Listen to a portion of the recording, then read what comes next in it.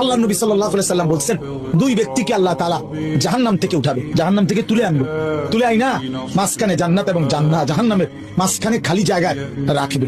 রাখবার পরে মানে বসাইবার পরে, একবারে হাদিসে বসাইবার পরে আল্লাহ আবার বলবে ওই দুইজনকে, যাও জাহান্নামে আবার যাও, মানে আবার যাও জাহান্নামে যাও। তো একজন এক দৌড়ে জাহান্নামের দিকে যাই, এই জাহান্নামে ঝাঁপ দিবে, আর আরেকজন আস্তে আস্তে হাইটা হাইটা দুই কদম হাঁটে আর পিছন দিকে আবার তাকা, আবার দুই কদম হাঁটে পিছন দিকে তাকা, এভাবে একটু একটু করে হাইটা হাইটা জাহান্নামে গিয়া পড়বে। আল্লাহ তাআলা আবার দুইজনকে উঠাবে, এই দুইজনকে উঠাইয়া প্রথম জনরে বলবে, তুমি এরকম দোদ দিয়া জাহান্নামে পড়ে গেলা কেন?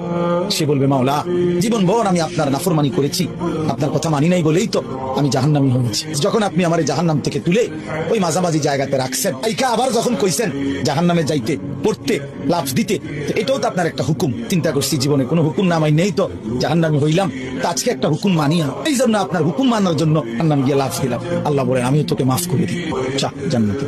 আল্লাহ তাআলা বলবে দ্বিতীয় জনকে, তুমি এরকম করলা কি, তা হিসেবে কি চাই?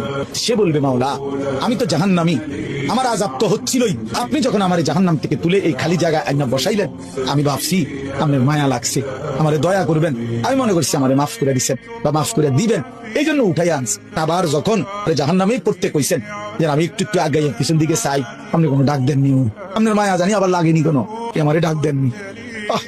আল্লাহ তাআলা বলবেন, বান্দা তোকেও মাফ করে দিন।